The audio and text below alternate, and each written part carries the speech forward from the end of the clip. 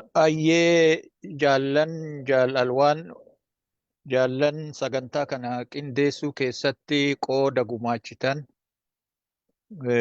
ulfinnatu isinii mala keessummoonni keenna waamicha dhaabni keenna isinii godhe fudhattanii ufitti simattanii asirratti argamtanis kabajaa qabdu jedha. Miidiyaan walabummaa Oromiyaa miidiyaa akaakuu haarawaati. Kan waan haaraa walitti himnu hin qabnu miidiyaan sagalee walabummaa Oromiyaatiif dhaabbatu sagalee takkitti walabummaa Oromiyaa talagatamtee fi tamoggeeffamte qabatee ka'ee miidiyaa kana jechuun dhugaa jirtu himuudha. Ol guddisanii lallabuu miti. Dirree haarawa saaqne jechuun hin danda'ama. Miidiyaan walabummaa Oromiyaa qilleensarratti deebisuun akkuma dirree haarawa saaqnetti dirree haarawa qabsootitti lakkaa'ama.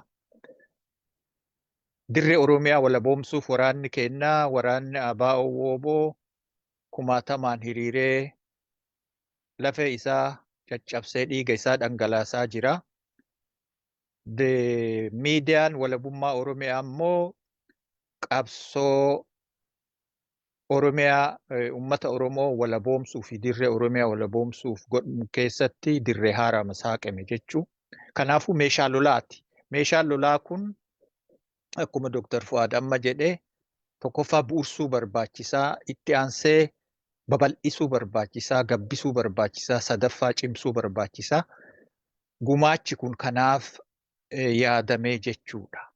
Hidhannoo guuttachuudha. Hidhannoon murteessaan hidhannoo guuttachuu yoo jennu nama bobbaasuu qofaa osoo hin ta'in leenjiftee yoo qawwee ittiin kennin yoo qawwee sanitti rasaasa hin guutiniif yoo rasaasa biratti immoo dhalee isaa hin godhiniif hin guduunfiniif loluun rakkisaa ta'a jechuudha. Kanaafuyyuu miidiyaa walabummaa Oromiyaa diinagdeen qabeenyaan yaadaan itti birmachuun baay'ee murteessaadha.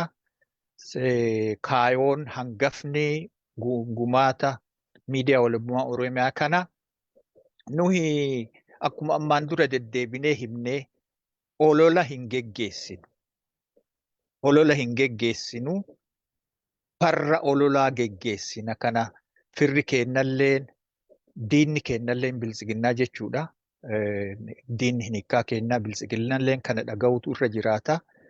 Kanaafuu farra ololaa geggeessu jechuun qabxii 3 qofaa yookiin qabxii 4 qofaa irratti xiyyeeffanna jechuu kiyya.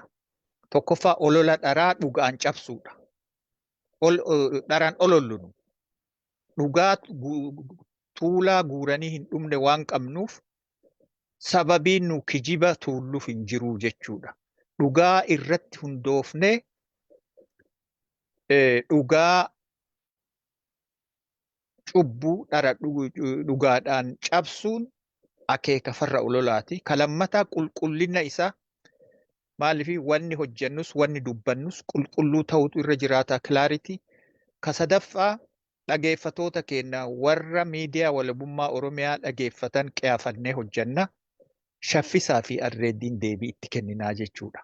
Kanaafuu waltajjiin kun waltajjii barnootaati, waltajjii barnoota siyaasaati, waltajjii barnoota seenaa Oromooti, waltajjii sirna gadaa itti barannuu fi itti wal barsiifnu, waltajjii walabummaa Oromiyaa itti jabeessinu. Kanaafuu waltajjiin kun dirree haarawa saaqnee dirree miidiyaa walabummaa Oromiyaa kanarratti akka birmattan waan qabdaniin itti birmattan anis irra deebi'ee waamicha isiniif dhiyeessaa. Waltajjii kana naa kennuu keessaniif hiree naa kennuu keessaniif jaalalwaan jaalcichaa jaallan asirratti argamtan jaalgotomsaa jaallan ani maqaan dha'inis hundi keessan ulfaadhaa isiniin jedha. Karaa kiyyaan kanuma maayikii gara kee deebisee jira jaalalwaan.